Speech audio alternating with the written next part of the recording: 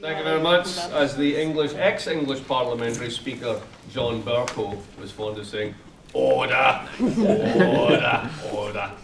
And bringing us to order today is the return of a friend, Ilene Grabel, who's here, one of the second person to talk at Rhodes in its current incarnation.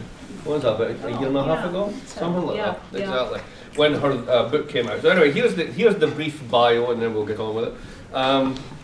Jonathan could perhaps tell us why. He's the one, it's his fault. He's the reason that we're all here. So what's the project that this is part of? Why don't you tell us about that? I'll put you on the spot right now. The end of everything and why you should be sad about that. That's it, exactly. The other thing is they asked Ilene. I don't think she's too sad about it, and we're going to hear about that very shortly. So anyway, Professor Ilene Grabel has a PhD in economics from UMass Amherst, and she's currently the Distinguished University Professor at the Joseph Corbell School of International Studies at the University of Denver. She's variously a consultant to the UN Conference on Trade and Development, and she is the author of the award-winning book that we spoke about last time she was here, When Things Don't Fall Apart, Global Financial Governance and Developmental Finance in an Age of Productive Incoherence, which has the rare distinction of winning both the International Studies Association Best Book Award and the British International Studies Association Best Book Award, which actually marks the first time that they've been in agreement ever. On anything. On anything, literally on anything. So that's an incredible achievement that you managed to please both of those rather diverse audiences. And with that, I will say nothing more. And tell us why everything falling apart isn't so bad. Okay. Thank you, Mark, for having me back again. It was really fun last year, and I'm really delighted to be back. And thanks to Hayden for making all of this possible. As Mark indicated, this is a kind of dry run for feedback on a paper that I am writing for a project that explores the end of the liberal international order and the waxing and waning of embedded liberalism. And this is a project that Jonathan and Peter Katzenstein have organized, and Mark and I and others are roped into that project. So this is a draft of the paper that I'm writing for that project. And I'd like to begin with some controversial claims. And one of those claims is that there's one thing about which we should feel pretty good right now. And that's probably doesn't strike everyone as a provocation, but I'm an economist, and so I'm depressive by training and by disposition. So to feel pretty good about something is a little bit of a departure for me. A few other things that I wanted to mention as kind of initial provocations. One is that President Trump's actions are hastening the end of the American financial order, and that was a financial order that was already unraveling before Trump took office. The other provocation that I want to make is the one that maybe is more directly connected to a slight difference with Jonathan, and that is that the unraveling of the American order, particularly the American financial order, is, in my view, a good thing, particularly when we consider the prospects for a rearticulation of embedded liberalisms. And I make no predictions in the paper, but I do push back against the presumption that embedded liberalism is on a death watch. Instead, what I argue is that in limited domains, what I identify as incoherence in global financial governance is creating opportunities for reconstituted embedded liberalisms. And this is the case even though incoherence in the financial realm also incorporates retrograde impulses. So it's not, strictly speaking, only a productive force. The main point that I try to make in the paper is that the emerging regime reflects neither your grandmother's embeddedness nor her liberalism, but it may end up achieving some of the results of her embedded liberalisms nonetheless. So that's the kind of main point that I try to articulate in the paper. Before I try to sell you on these arguments, I want to say just a little bit about American financial orders. There have been obviously two American-led financial orders. The first American financial order emerged in the post-war context. This is the order that was marked by a unipolar global financial architecture and the dominance of Keynesian and embedded liberal ideas. Keynesianism, of course, meant many things, as I'm sure you're all aware, but just to kind of run through them very quickly. Chief among them, Keynesianism meant that the state should play a central role as an economic actor, and that financial flows should be managed in order to protect the economy from external disruptions and to support industrial and employment priorities. The financial order that was built around this vision had a coherent, streamlined, centripetal character. That order began to unravel in the late 1960s and the early 1970s. The second American financial order unfolded during the 1970s through the early 2000s. It was no less ambitious than the first order. The second, or what's commonly known as the neoliberal order, featured finance untethered, dominant, and globally integrated. It celebrated the role of markets and the role of trade and investment agreements in disciplining governments, and it promoted the convergence of economies around US norms through a range of internal and external channels. The neoliberalism of the second order reinforced the existing US-led financial unipolarity in ways that amplified the role and the power of the Bretton Woods institutions, and also amplified the role and the power of American financial interests. And with some exceptions, this order reflected and promoted the primacy of liberalized, liquid, American financial markets and the American financial model as a kind of. Now, the neoliberalism of the second order has a deep problematic legacy, as I'm sure you're all aware, rampant inequality, and what Mark has called global Trumpism is one legacy of the second order. Another is severe, contagious financial crises in the developing world in the 1990s through 2001. Those financial crises in that period exposed fault lines in the second order. And the crises of the 1990s, especially the East Asian financial crisis of 1997 to 1998, are very important to the story that I'm telling because they mark the beginning of the end of the second order. The crises opened cracks in the neoliberal consensus because neither the IMF nor the economics profession could remain impervious to the recurrent crises of untethered finance or to the achievements of financial practices in countries that flouted the neoliberal prescription during the neoliberal era. The East Asian crisis was ultimately very costly to the IMF. Its crisis response had a very important behavioral effect on policymakers in the developing world.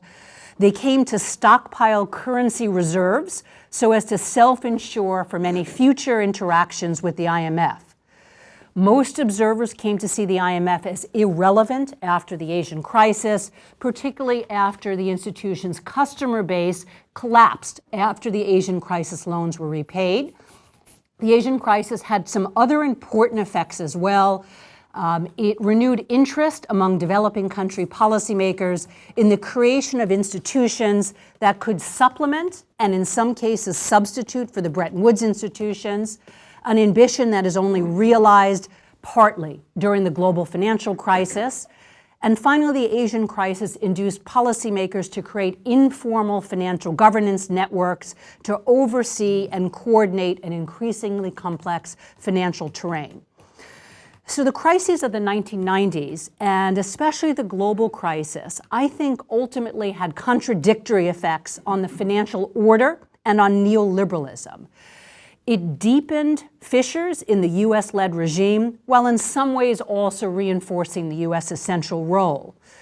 And before leaving this brief account of financial orders, I just want to be clear that I am not suggesting that the two American-led financial orders were internally consistent or all-encompassing, whereas the current moment is uniquely marked by incoherence.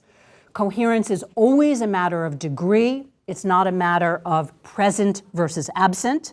So these earlier eras were coherent only in comparison to the present period. Expert understandings, policy practice, and institutional design were significantly guided in these earlier financial orders by an overarching ism that established a logic of appropriateness and structured choices, even if the logic was widely violated in practice. Okay, so where does all of this leave us? I think the best that could be said is that we're in a period between periods, an interregnum, in which there's no singular coherent ism or set of competing systems of economic arrangements. I think instead what we confront is the simultaneous proliferation of regimes that include kleptocratic capitalism, state capitalism, social democratic multilateralism, neoliberal nationalism, neo-nationalism, and what I call embedded populism. A larger range of actors and institutions have joined the conversation in global economic governance, pushing forward on ambitious new initiatives. Many of those initiatives are encouraging, while others definitely are not encouraging. Some of these initiatives are serving as spoilers. Others are mimicking practices by established actors and institutions, while others are establishing new networks beyond the direct control of established institutions. Now, interregnums are generally unwelcomed by social scientists and especially by economists, trained as we are to really valorize analytical fastidiousness, certainty, and coherence. And I call that longing for coherence ism. That is, the need to capture the proliferation of discordant tendencies in a neat analytical package, some ism or other, so that we can impose analytical order. I think today we're lacking in a new ism. Instead, we confront the 2020s anxious about the shape of what's emerging and anxious about the shape of what's to come. A post-American, post-neoliberal order may emerge, but at present, it's really difficult to see where the seeds of a new order lie. Most observers see this aperture only as problematic. I view things somewhat differently. If this period of aperture has one dominant feature, again, it's that it's incoherent. And by incoherent, what I mean is that the landscape of global economic governance, especially in the realm of finance, features fragmentation, conflict, experimentation, proliferation, and unevenness. There is no ism. Instead, there's a proliferation of conflicting norms and strategies and a profound nostalgia for the tidiness of the first and the second orders, even among critics, because the playbook seemed clearer. And so, writing during a previous interregnum, Gramsci spoke of morbid symptoms that were apparent, as he wrote, as the old is dying and the new cannot be born. I think this is an apt description of the current conjuncture. I know it's difficult to find much to celebrate about this precarious situation. Morbid symptoms include the significant risks emanating from the destructive aspects of today's incoherence. Financial fragilities are obviously pervasive. Post-war traditions of multilateralism and the institutions of multilateralism are under assault, and where they're not under assault, they're being hollowed out. During and since the global crisis, central banks have exhausted their arsenals, while a trade war between the US and China is recruiting central banks into currency wars not of their choosing. The Federal Reserve faces populist resentment mobilized by the president, and domestic politics have turned inward and nasty as a Polanyian double movement plays out in many contexts. And that counter-movement, of course, has many roots. Among the most important are the real and perceived damages associated with the creation of a coherent, internationally integrated system under the banners of neoliberalism and elite-led cosmopolitanism. Progressive and retrograde deglobalization impulses are undermining the prospects for regional and international cooperation, and these developments taken together really jeopardize essential international projects such as the UN's SDGs and the prospects for a new New Deal, while also substantially weakening collective responses to challenges in the global commons such as refugee, climate, and public health crises like the coronavirus. And we know that the prospects for global coordination in response to future financial crises are, in a word, dim. And so without downplaying or denying any of the risks that I've just enumerated, what I want to suggest is that today's incoherence also includes some productive moments. It's creating and widening alternative spaces in which some of the values, practices, tools, objectives, and goals associated with embedded liberalism might be re-articulated in a world in which there's no order, American-led or otherwise. I think incoherent changes are creating what we might think of as exits or leakages from a noxious global and national policy environment, rendering it somewhat less poisonous than it would be in the absence of intellectual aperture and contestation, and in the absence of competing policies, institutions, networks, and poles of power.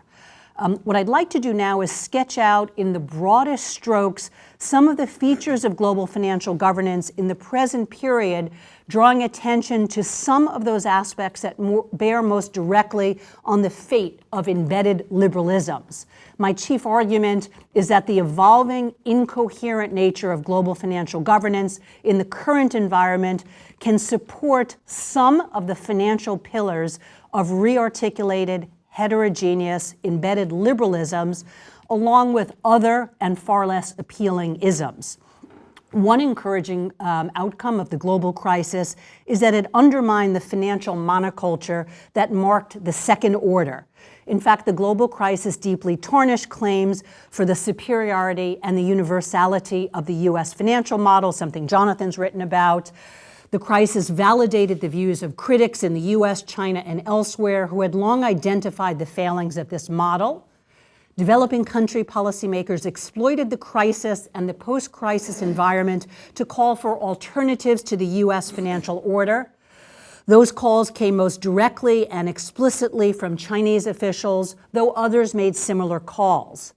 The Economist magazine, in fact, very recently identified what it sees as the new age of international monetary experimentation, comprising numerous early-stage innovations and blue-sky discussions among both U.S. friends and foes. These initiatives seek to gradually reduce the dependence on the dollar and to provide protection from the of the dollar, the financial system, and the international trade system. And I think this has become especially appealing as the Trump administration has grown increasingly committed to intensifying and diversifying the channels through which financial and economic relations are being weaponized. At the annual Jackson Hole Forum for Central Bankers this past summer, the former governor of the Bank of England, Mark Carney, argued that the world's reliance on the dollar won't hold, that was his phrase, and he proposed that the IMF take charge of a multipolar system of currencies, including a global electronic synthetic currency that would entail a network of central bank digital currencies. Now, the trade and currency wars unleashed by the Trump administration are providing additional momentum to the case against the U.S. financial model and U.S. economic leadership more broadly. The erratic nationalism of the Trump administration has widened the void in global economic governance, a void that's first opened by the Obama administration when it refused to accept China's invitation to join the new AAIB as a founding member in 2015. Now, Chinese policymakers don't share the vision of universality that the U.S. once held in the embedded liberal or the neoliberal order.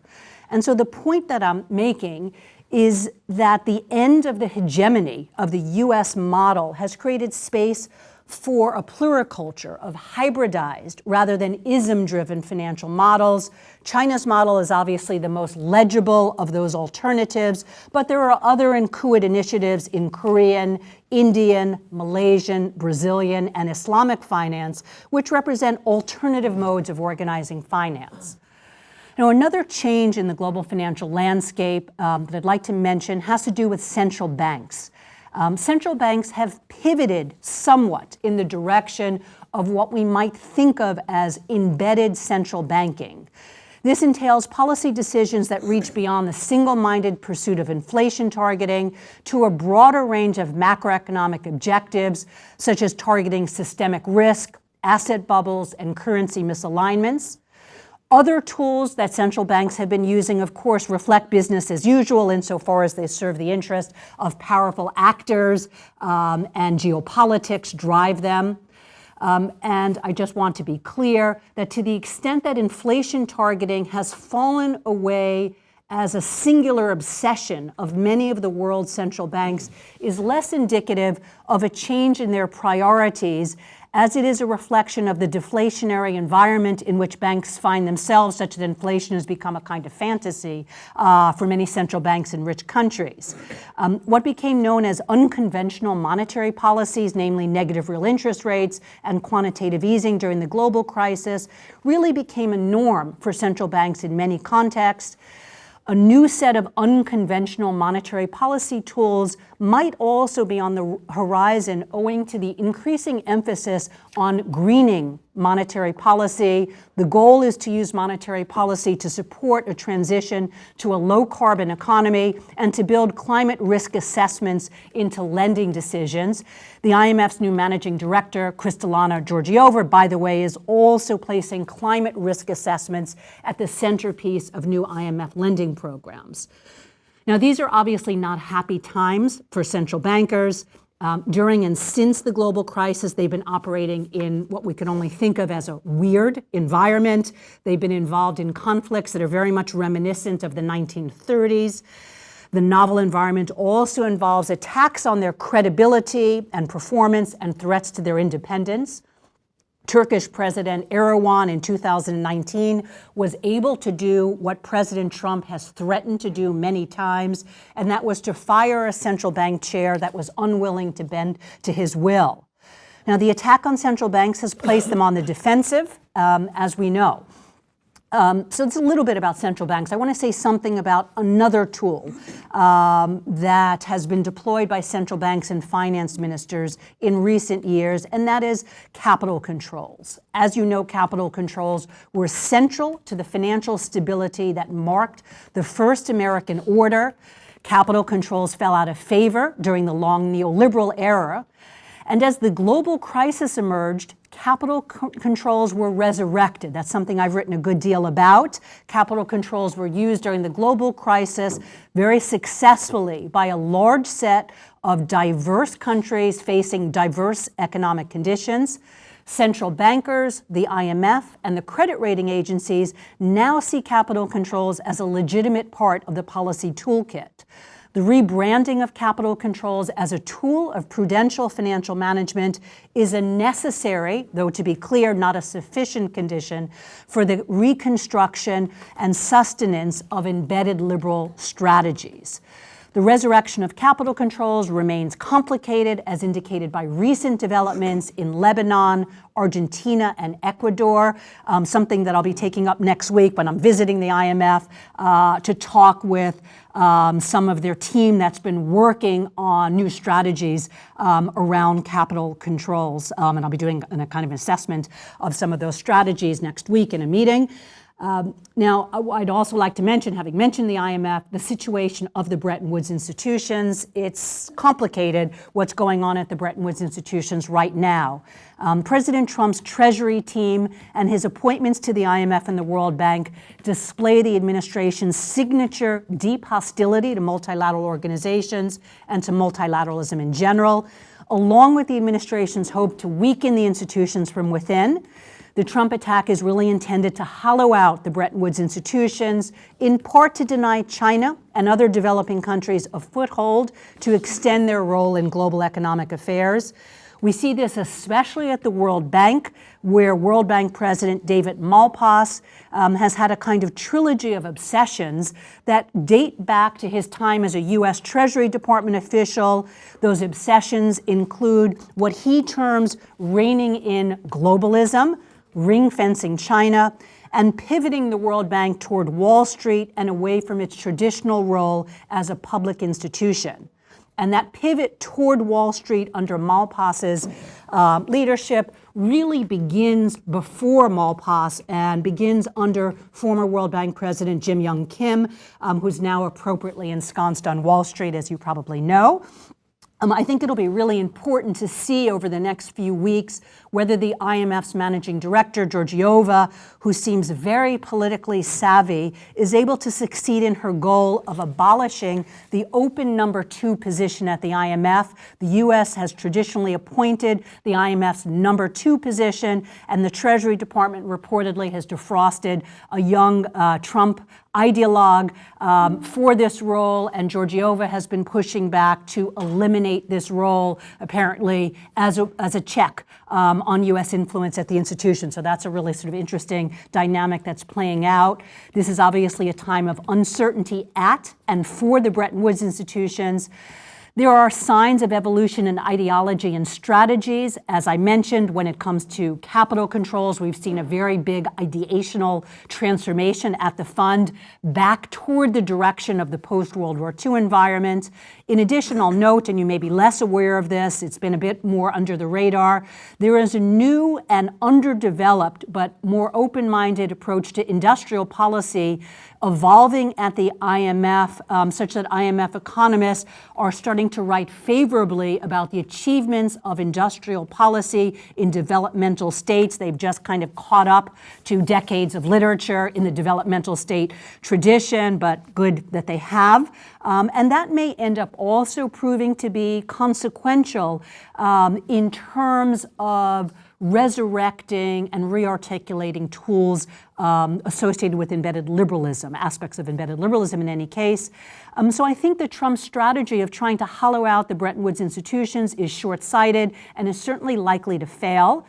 Developing countries have really stepped into the void created by U.S. reticence by lending money to the Bretton Woods institutions twice during the global crisis instead of borrowing from them, by maneuvering efficaciously within them, and by taking on much more influential roles at the institutions.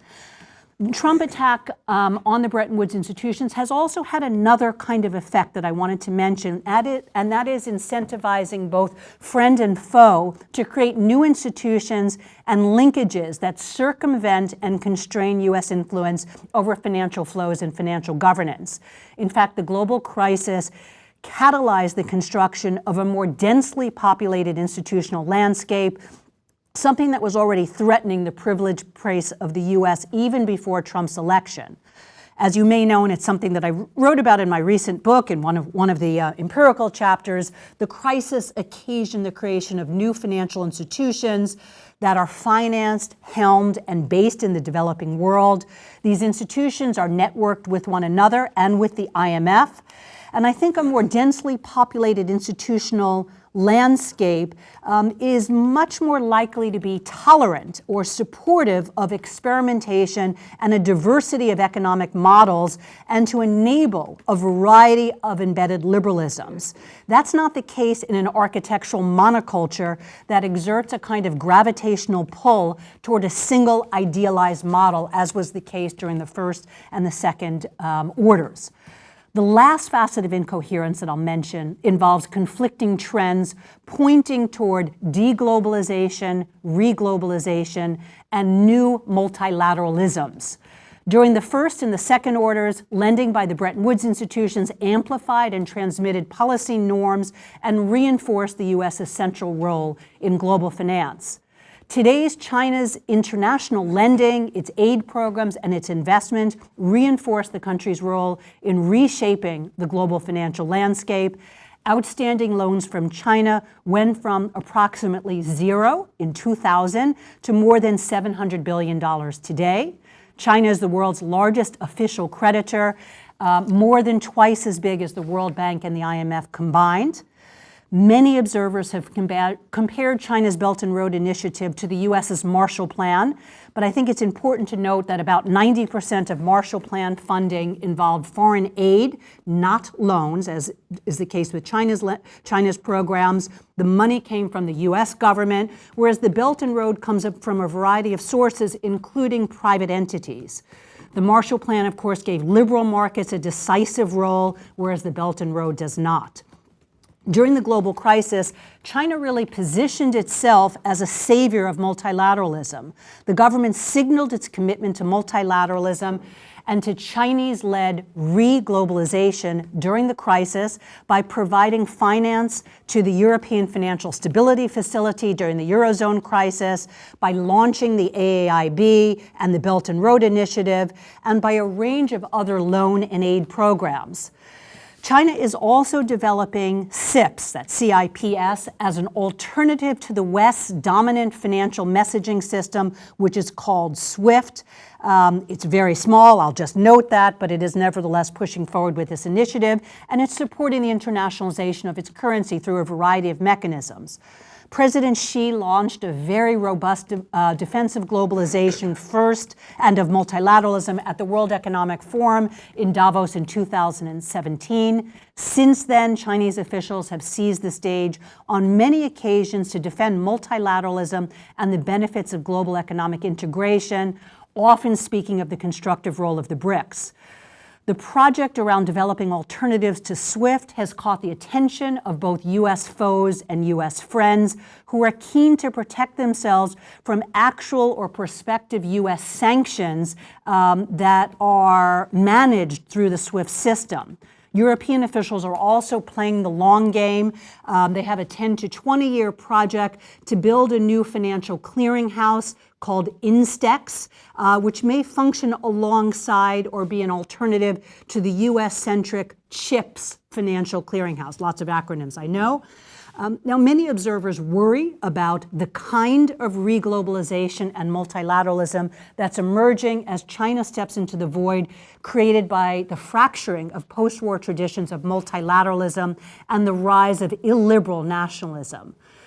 Others, of course, raise concerns about the construction of a parallel system at a time of U.S. retreat and expanding demand for project finance around the globe. I think more immediate concerns are raised by China's lending include financial fragility associated with its overlending, its influence over borrowers, its control of natural resources, and the damaging carbon footprint of many of its loans. But I think we have to be aware as well that China is not the only actor that's promoting reglobalization and new types of multilateralism. There's substantial support for an unspecified but presumably modernized, heterogeneous, and more permissive multilateralism from other quarters. French, Canadian, and German heads of state and IMF leadership are promoting multilateralism. In addition, what's being called the D10, which involves senior officials from a group of the world's leading democracies, have been meeting for the last 4 years to discuss how to coordinate strategies to advance and protect a liberal world order. I think the chief inference to be drawn at this point is that the shape of multilateralism and the shape of economic integration are being contested and reshaped and rethought. I think the most likely outcome in the near and the medium term involves deglobalization, reglobalization, and a variety of multilateralisms against a backdrop of illiberal nationalisms. So the developments I've discussed don't resurrect 20th century embedded liberalism, to kind of return to the big story as was theorized then and now, and they don't guarantee any particular outcome concerning the role of the state in promoting economic and social welfare. But I think they do open the door to a rearticulation of some central features of embedded liberalism, especially forms of social protection for actors whose well-being has been imperiled by the long neoliberal experiment. We might hope for a proliferation of diverse embedded liberalisms that take root at multiple levels via multiple instruments. For example, the social protections we associate with embedded liberalism might be pursued through decidedly non-liberal political means. Instead, what we might posit is a kind of continuum of approaches to the achievement of social protection, ranging from forms that we might easily recognize as embedded liberalism, with universal protections via democratic participatory engagement that's universal in scope, but that benefits the most vulnerable to the shocks of the international economic system. At the other extreme, we might find something very different, partial rather than universal protections directed at particular constituents that are tied to nationality, race, and other identities, which have experienced the damage of neoliberal engagement as a loss of privileges to which they become entitled. And I refer to this pole of social protection, particularly exclusionary, not tied to need, but rather tied to privilege, as embedded populism. But the present conjuncture of productive incoherence doesn't dictate any particular form of social protection. I think we should expect to see, and indeed are already seeing, a proliferation of diverse forms of social protection across the liberal to illiberal continuum. I think the US case is particularly instructive and illustrative of the many risks associated with incoherence, such as the inability to manage innocent but damaging spillovers, such as those associated with the return of accommodative monetary policy, less innocent beggar thy neighbor policies, systemic risks, and currency and trade conflicts. These are all destructive aspects of incoherence. But I think it also bears mention that re-articulations of embedded liberalisms are occurring on the intra-state level, particularly in the US. For example, in the US, states and cities have made commitments to the Paris Climate Accord and to living wage programs. Other examples right here in our neighborhood include Medicare programs in Massachusetts and policies on immigration, the environment, and private prisons in the state of California. And as you may recall, the New Deal architecture was modeled on successful state-level initiatives, particularly some pioneered in Wisconsin. Many European states are holding down features of the embedded liberalism pole, even though there are important exceptions, such as the Macron administration, which is liberalizing labor markets and pension systems, while at the same time becoming Europe's most powerful champion of multilateralism. We can then situate countries like China, India, and other developmental states, and even states with more liberal politics like Chile at various points along the continuum, reflecting a contradictory mix of liberal and illiberal strategies that promote social protection. My point, and here just turning to my conclusion, is that the goals of embedded liberalism may be becoming available, even if the mid-20th century form has largely passed us by. I think nostalgia is not called for. 20th century embedded liberalism depended on a particular unipolar system of global financial governance, one that was biased in terms of its benefits and cost. It was biased toward the global north, toward large firms, toward white men, toward the able-bodied, etc.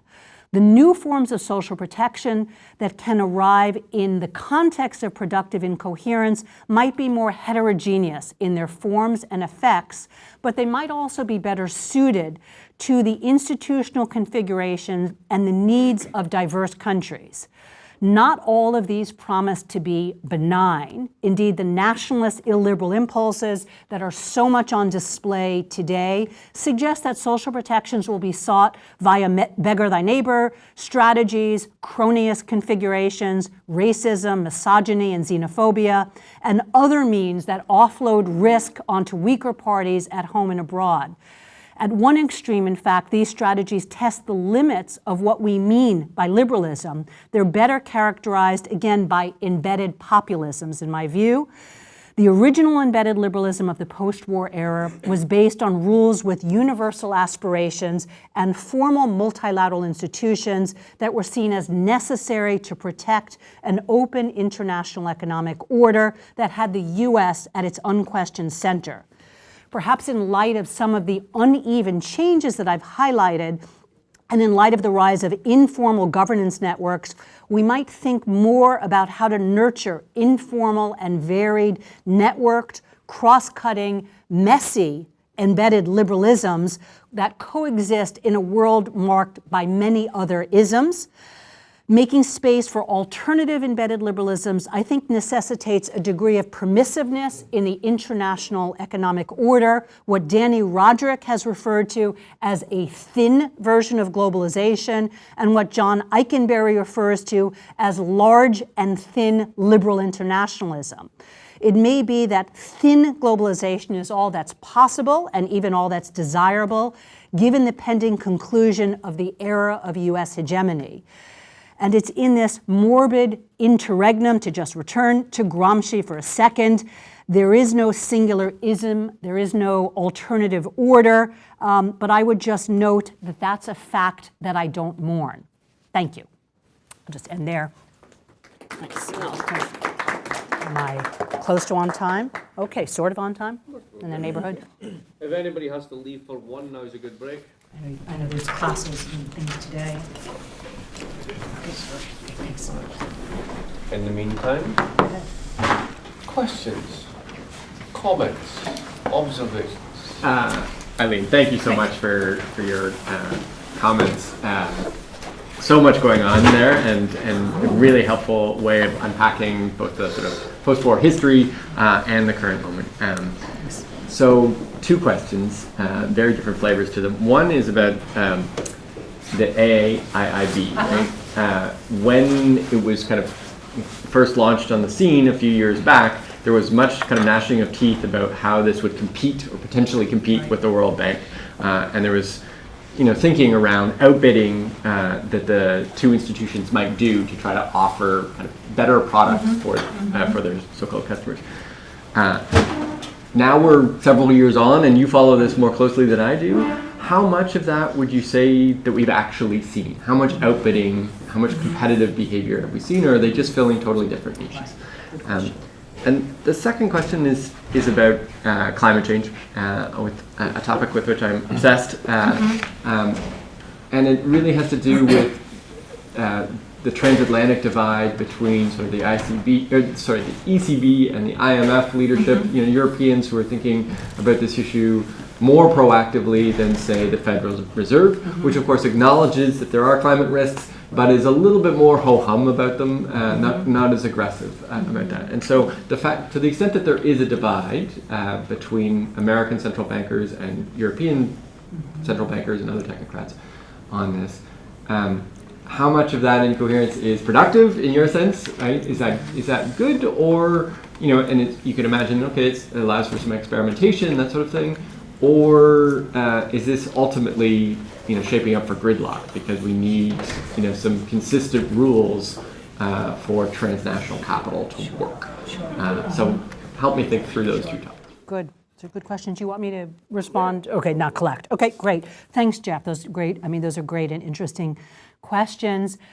In terms of the AIB, I think there's 2 things that are happening at the same time, and that is that it is complementing and also competing with legacy institutions. I think both of those processes are underway. AIB loans have almost exclusively been co-financed with other institutions. So in terms of the complementing rather than the displacement mode, the AIB business model involves a significant role for co-financing. It's been co-financing with a variety of actors, some Chinese-led, like the China Development Bank, which is one of the main policy banks in China, but it has also co-financed a very large percentage of its loans with legacy Bretton Woods related institutions like the Asian Development Bank and the World Bank and the European Bank for Reconstruction and Development. And so in that sense, it has a slightly less counter-hegemonic role than I think was originally feared by the US Treasury Department, right, which issued a sharp rebuke to the British government when it signed on as a founding member of the AIB. So the AIB is working fairly closely with Bretton Woods related institutions, and indeed they've stolen away a lot of World Bank and Asian Development Bank staff and are using some of the environmental impact assessment methodologies that were developed by World Bank staff, for better or worse, but they've actually been using that kind of model for risk assessment on things like dams. So there's more of a complementary aspect than I think was anticipated. But having said that, there is a void in the global financial architecture, or indeed there are many, many different voids. We know that there's been, much talk about the infrastructure finance gap, particularly the finance gap related to green infrastructure. That's at the centerpiece of the UN Sustainable Development Goals. Money to meet that gap was expected to be forthcoming through Bretton Woods related institutions, the World Bank and the regional institutions that sit underneath. It was also the case that under Jim Young Kim, there was a huge fantasy that finance was going to come from the private sector, and the G20 created all of these kinds of platforms to galvanize private finance for green infrastructure finance. As it turned out, none of that happened. The has been uninterested in infrastructure finance, green. Otherwise, what all of that means is there is estimated to be $2.5 to $3 trillion annual gap from 2020 to 2030 to achieve the infrastructure finance goals that are articulated in the UN Sustainable Development Goals. Very, very little of that money is coming from the World Bank. It lent $24 billion last year for infrastructure. When you think about a $3 trillion gap, obviously this is a drop in the bucket. So the AIB and some of the other Chinese-led initiatives are partly filling that void as well. So again, I'd say that both dynamics are underway, complements and also substitutes for what's not happening from the legacy institutions. On the issue of climate change and climate finance risk assessment, that's, I think, a really hugely interesting area that's emerging when we think about kind of financial decision making. As Jeff, you rightly pointed out, the ECB under Lagarde, she announced when she took on her new role that this was going to be the centerpiece of her new vision for the ECB, that it would kind of take the lead in shaping climate finance risk assessment programs. Georgieva, when she was appointed this fall, in her opening speech at the IMF said there's going to be two things that I'm going to do. I think the first line of her speech was something like said, this is going to be painful, guys. We're going to break some heads here, which I have to admit has made me a bit of a fangirl of Georgieva. She said two things. I want women throughout the bank in key leadership roles, and I'll do whatever it takes to make that happen. And that was kind of interesting, again, in the pushing out of David Lipton, who was the number 2 person who's now being eased out. The other thing she said is climate finance risk is going to be at the center of all of our new lending programs, and she's actually just started to hire up in that area to put together a kind of team of people developing methodologies for thinking about climate finance risk assessment. So I think that's really, interesting and obviously hugely important. The Federal Reserve, in terms of the kind of transatlantic divide, I never thought I would be saying many things like George W. Bush and even Ronald Reagan didn't look so bad, but okay, I find myself thinking that these days compared to the present environment. I also never thought I would think, I feel kind of sorry for Jerome Powell, the head of the US Federal Reserve, of course, because when Trump first appointed him, it seemed like we were going to get sort of another unqualified kook. He turns out, I think to be quite good. He actually announced about 2 months ago that he wanted to sign on to Mark Carney's Green Central Bank Network. There are 50 central banks that joined former Bank of England Governor Mark Carney's network for greening monetary policy, which is a bit of a talk shop at this point, but again, trying to grapple with this issue of what role can monetary policy play in advancing goals toward reducing, a carbon-based economy. Jerome Powell made a speech at an economics club, I forget if it was the one in St. Louis or somewhere else, saying, I want to join this network. I want the US Fed to join this network. He very shortly had to issue a retraction saying, I'm really interested in joining this network, but we're not yet joining, and you assume that there was some blowback on Twitter about that. But having said that, he seems interested in the issue, and several of the regional central banks in the US, like the San Francisco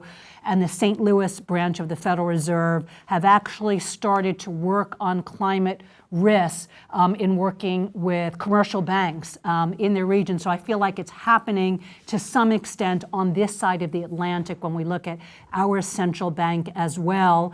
And I think that that's part of this incoherence that's going on, where you get these initiatives bubbling up in different ways, pushback, steps forward, some of these initiatives happening on the intra-state level, and some of them happening on the state and on the multilateral level. And so I mean, that's my reading of what's happening on climate finance risk assessment, which is far better than nothing happening and not as good as everything happening in a consistent way that we might all support.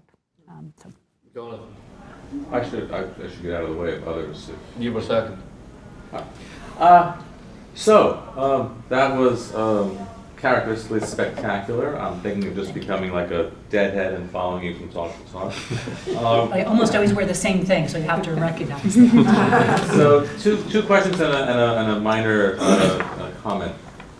My first question is, I want to push you a little more on productive incoherence, Mark 2010, which I love, and productive incoherence 2020, which I think even though you acknowledge that there are bad things going on in the world, to my personal mind, the story of those 10 years is the rise of personalist authoritarianism globally. Mm-hmm. And I'm not sure productive incoherence is as fun in 2020 as it was when you first articulated the concept in 2010. And so I just want you to talk a little bit more about the darker side of it. Can I sharpen that? Productive for whom exactly? Who's winning with this production? And then my second question is a self-critical one, although it pertains to your talk, which is on China filling space left by the combination of the delegitimacy of American policy and its own retreat, which is, at what point do people like me, who said they were going to do that, have to acknowledge that they're doing less of it than we thought they would do? That the pushing of China's internationalization of its international macroeconomic footprint is just been more cautious than people like me said. At what time do we just have to reckon with it? And then the little caddy, not related to you aside, is, don't quote John Eikenberry on liberalism anymore. Since 2003, it's been a 17-year trip away from liberalism, and I love John, he's a friend. And it's just one act of deliberalization after another, and John will still say, oh, it's really still liberal because. And then he has to kind of qualify it like every 3 years as another dollop of illiberalism is ladled onto the world, and then will still find a way to say, look, if you look hard enough and squint, you can still see the remnants of liberalism there. I just feel obligated to say that because it's astonishing how he can be so boyishly optimistic about the endurance of liberalism. Okay, I like that. I'm just jotting that down because I want that. Boyishly optimistic. Okay, very nice. Okay. Those are, great and interesting comments. Maybe take them out of order, but on Eikenberry, point taken. I guess I'd say two things. One is I'd like a gold star, at least a small one, as an economist for knowing who John Eikenberry is and quoting him. So let's say, okay, wow, you are really interdisciplinary here. Thank you.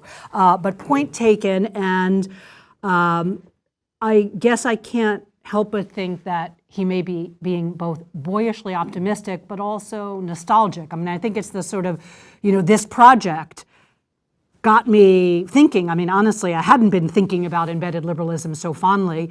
Got me thinking about it, reading about it again, reflecting on it, and I feel like a lot of people in the world of international relations who are obviously contributing to these discussions are really nostalgic about it, and I'm really struck by the kind of leave it to beaver sort of aspect that I feel like is sort of the underpinnings. Yes, and by comparison to today, some things seem much better for some social groups and some sectors, but there is this looking back aspect that I find somewhat tedious and not very exciting about the discussions around embedded liberalism and the death of the liberal order. So thank you on that. On China, it is notable, but I think we should be less surprised than we are that China is being cautious. Because after all, if we look at the trajectory of China's development model, right, China takes, great guidance from a kind of Hirschmanian, I don't know if I should make Danny Roderick into an adjective, but China's policy, Roderikian, okay, let's just do that. He's very generous in his forward to my book, so I like that.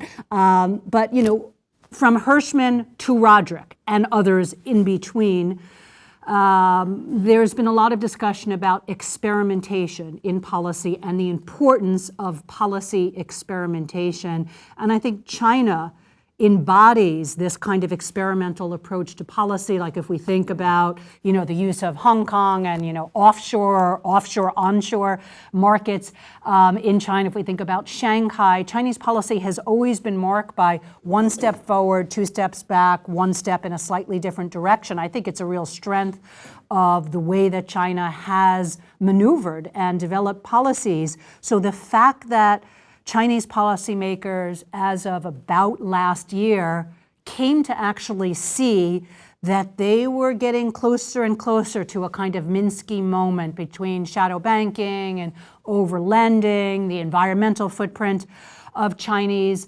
loans, and started to pull back from lending somewhat is, I think, not something we should be surprised about or that we should be worried about. I think it's very much consistent with China's entire approach to economic policy, and I think it's largely served the country well when we look at economic policy.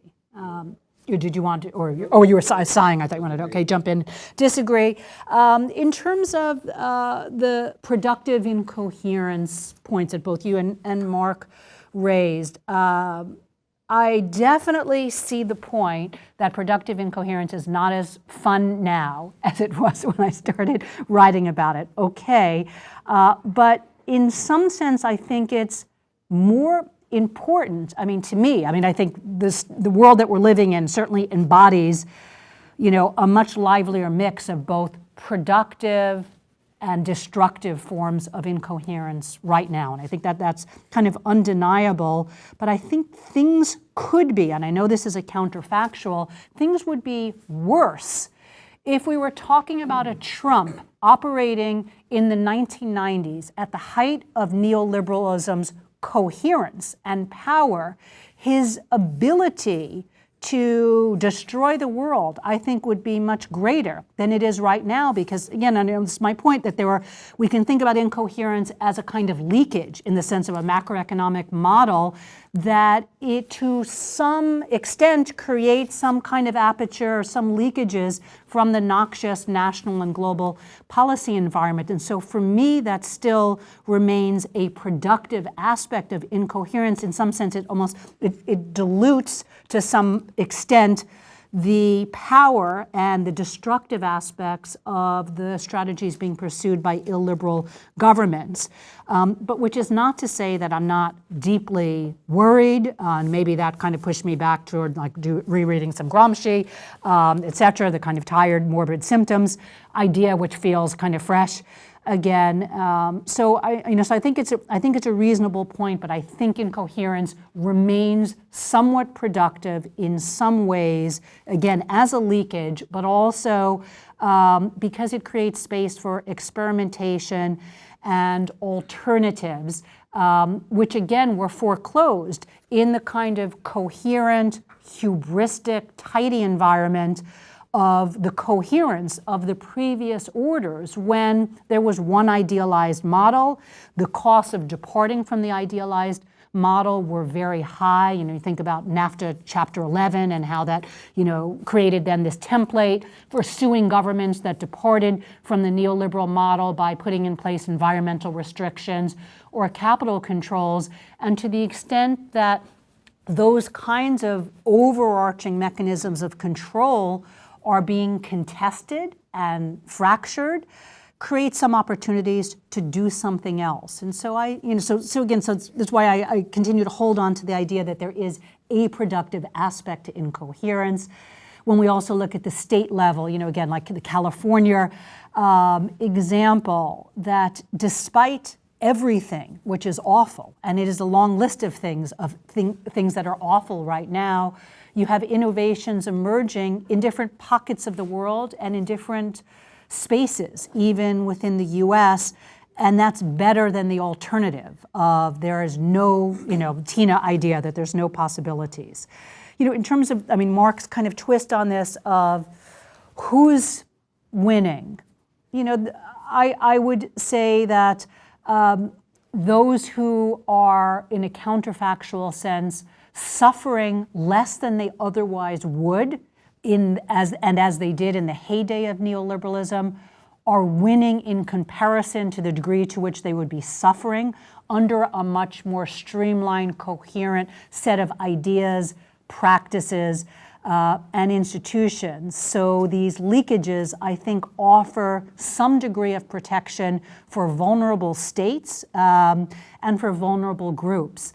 When we think about the global South and the global East, which I principally, focus a lot of my work on, the president's disinterest and even lack of awareness that there is a global South, and if you take China out, that there is a global East as well, has created some space for actual sort of innovation, dialogue, the creation of networks and strategies, because there are, huge parts of the globe that are no longer on the president's agenda, or on the agenda of his foreign policy team.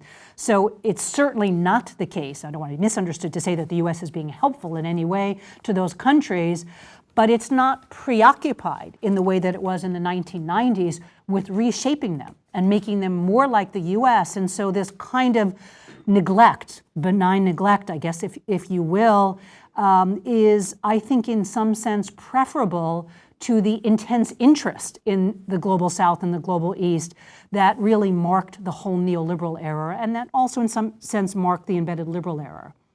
So, okay, maybe it's a little more than I should have said, but okay, my thoughts. Yes. Sure. I like the idea of productive, but I think what doesn't get adequate representation is how do we understand, the institutions, the traditions that are actually dying. And when we have institutions in decline and are dying, we get multiple reactions. Some people just cannot let them go. Right. And we get authoritarian Right. attempts to hold on to the past.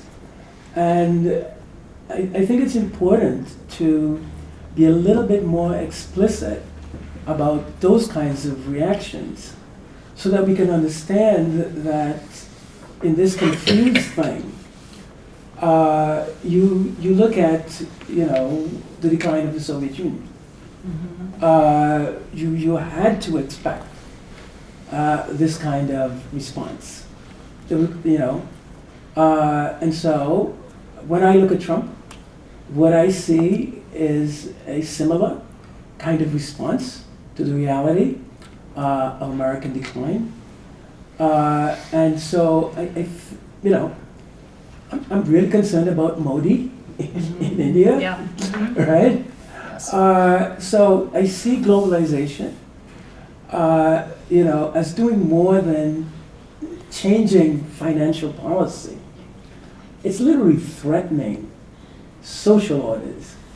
And so we get this conservative, what do you want to call it, right-wing authoritarian responses.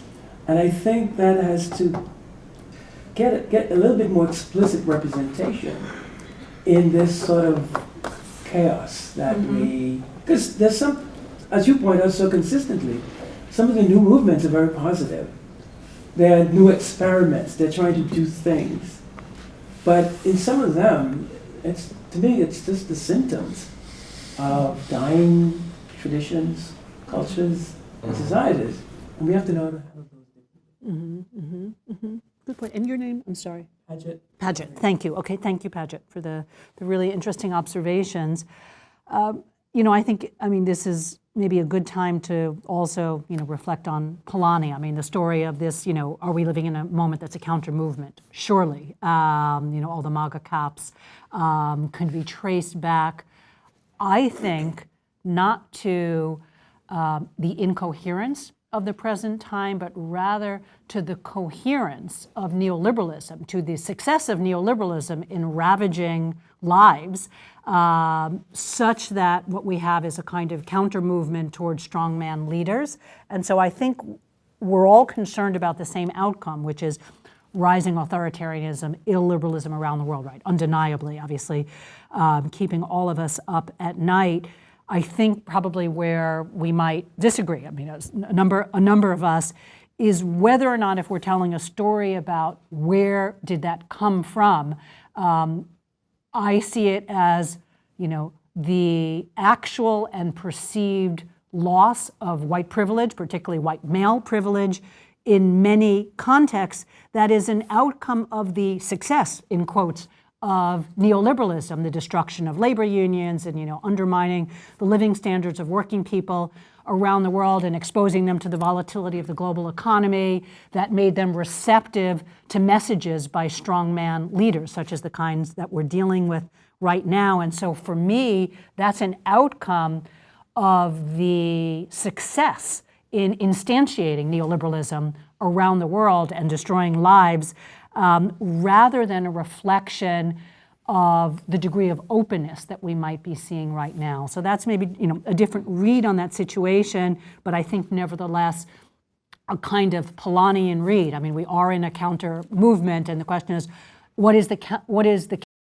reacting against? Is it reacting against the aperture of the present environment, which I feel like a number, you're saying, Jonathan, perhaps Mark implying, or my read, let's say more strongly, is that it's a reaction against the damages of the attachment to several decades of coherence and the power of putting that vision into place. But I think you've raised, very, very interesting and important issues. And I guess I just say maybe one other twist on something you said, which is, I think, really important. Institutions are dying, right? The Bretton Woods institutions are being hollowed out, as I mentioned.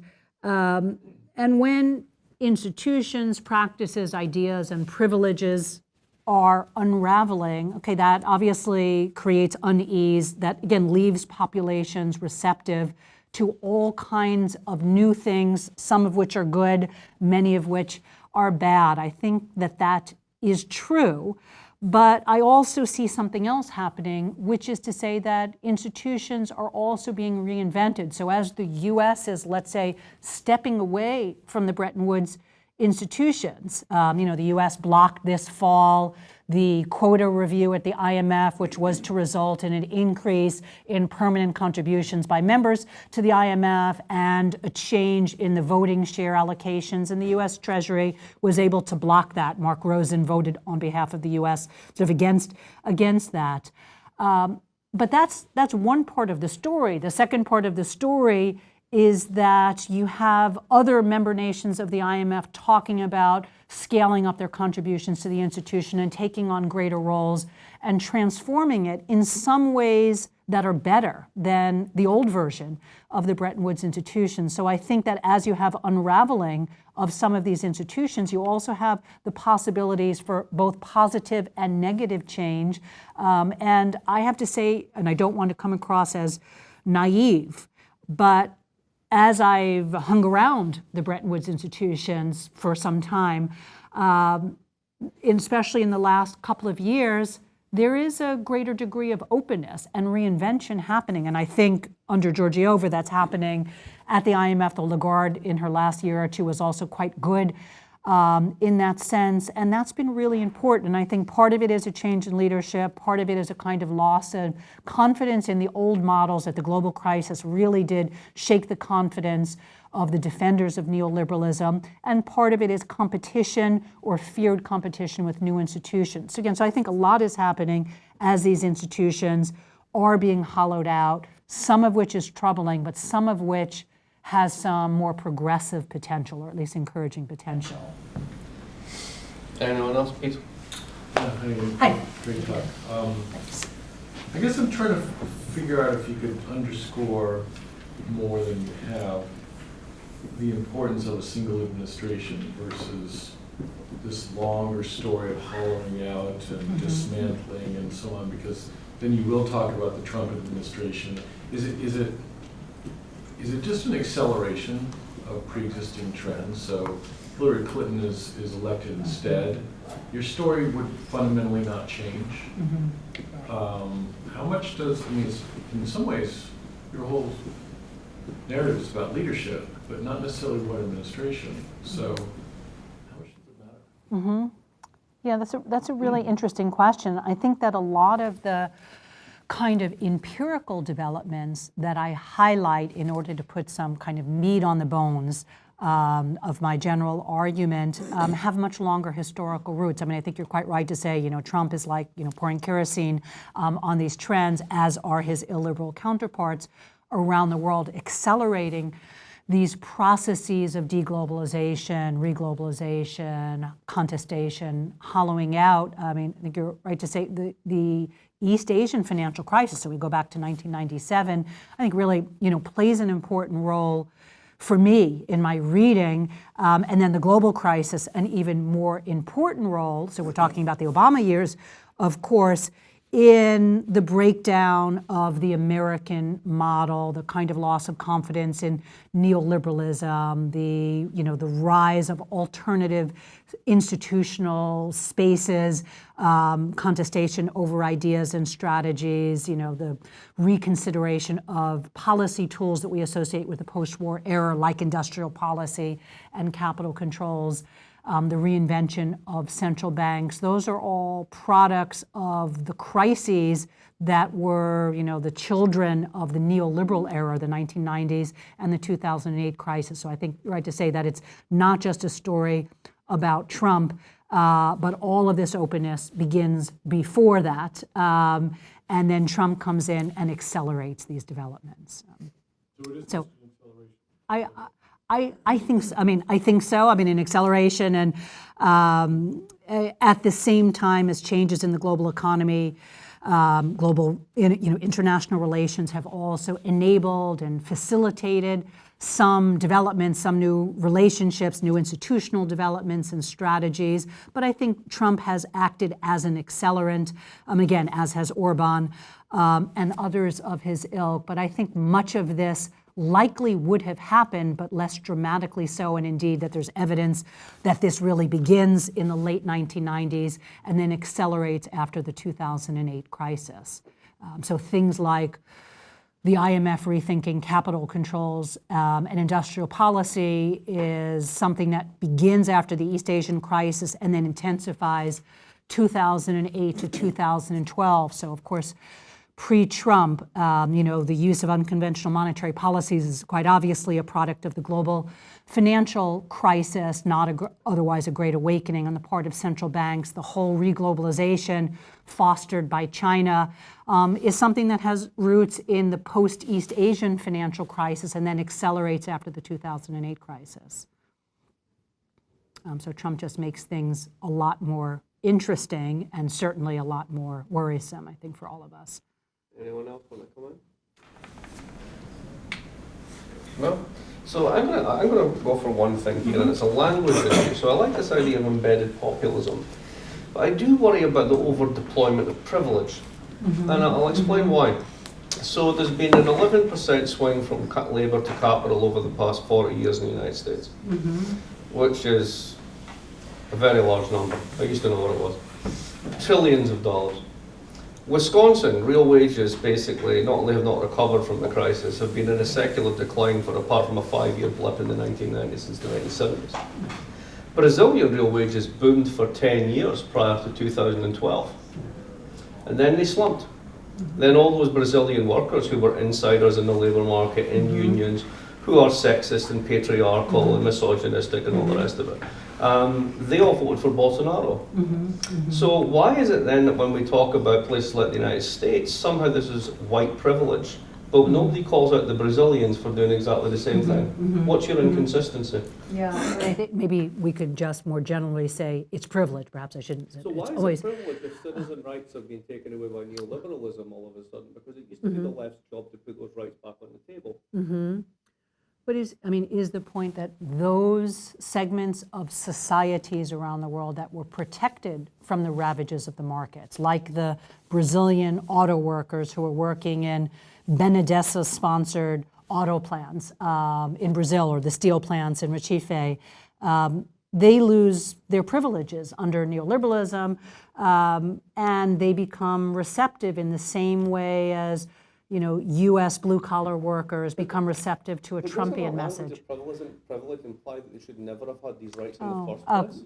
And if you Yeah, go down okay. that road, then Yeah, basically I the see. market is just desserts. Yeah. Okay. I see your point. I find So that is very troubling. yeah. So is a more appropriate word those who prospered under previous regimes or received their just desserts, then have them taken away and redistributed to the certainly not owners of evaluated capital. in the same Yeah. way. Okay. I see. Yeah. Because So the otherwise word. it places sort of Yes. reformers in a very difficult position. Yes. Okay. Because if it's a privilege, you should never have had it in the first place. Right. So why are you trying to get it back? Yeah. Okay. I find that very odd. Well taken. So. As someone who was harder- brought up in privilege, who harder believes in social rights, I gains will fight get for taken those. away. That But creates those an are rights. environment Those that's are citizen rights. Rights, They're not okay. privileges, they're citizen right. rights. Right. We should all have them. If they were constricted yeah. to a certain segment of society, that's a problem. But to Yeah. say all of those gains are privileges implies they should never have been there in the first place. And I find that deeply problematic. Yeah. Okay. No, fair enough. That's a really important, rhetorical and conceptual point. And I guess, so yes, and maybe it's also important to think about how the unraveling of those ability to participate meaningfully in society. I'm struggling to think of, okay, what would be a shorthand for all that, a kind of, a decent society. As that starts to disappear, does that creates a counter movement, okay? And now we're seeing it play out in terms of the attraction of illiberal political movements, but it can also create another counter movement towards social protection. Like you think about, 1929 and what happens after 1929 versus what happens after neoliberalism. It doesn't mean that when things get worse, that after a shock and a deterioration of living standards by the majority of the population, do you always get strongman governments, or do you get a New Deal? Well, And do you get embedded? Get both, right? Modality is Right. politics. Yeah. Yeah. And, for all the conversation here, that we go to, everyone's obsessed with Trump and right-wing populism. The fastest growing political movements in Europe are green. Germany's very close to having red, Right, green yeah, for the first yeah. time in its history. Corbyn, 4 years ago, nearly took the Tories when he was meant to be nowhere near it. Right? So Germany, for God's sake, right? And yet we see this thing. It's like right-wing populism and privilege is our view. And over here, there's a huge amount of possibilism. And I don't see why we cannot actually see that. Because Yes. humans are built to be sensitive to the things that might come and kill them. Thank you, Rose But- McDermott. But okay, I would put that on the side of the flag of a productive aspect of Well, incoherence. possible, but Yes. there's nothing preset in this. That's yes. exactly it. Right. I mean, Hence why I love the book in the first place. yeah, thank you, But thank you. my point is, if you go down a side of this is privilege, and if you go down Yeah. a side of only looking at the right, it's really hard to find productive possibilisms. And if you actually right. see these things as citizen rights that we should all share that have been taken away by market actors, and that has fallen apart, and then that there are other types of populist reactions which are inclusive and deeply internationalist and profoundly anti-racist, then that creates the very possibilism that you're struggling to fight. If you only look under the Trumpian light stand, you're not going to see much. Yeah, yeah. When I had such a beautiful quote from Albert Hirschman about possibilism in the longer version of my talk, and now I'm regretting cutting it. Yes, agreed, because no one Well, said it better than him, but I'm glad. Well, I'll give you one. paraphrased well. I'll give you one in closing. I think it was Lionel Robbins' critique of Polanyi. So you're in favour of embedded societies? You must have loved Sparta. Not all embedding is good. Correct. And with that, we're off to do a podcast. See you later. Thank you all for Thank joining. you. Great comments. Appreciate it.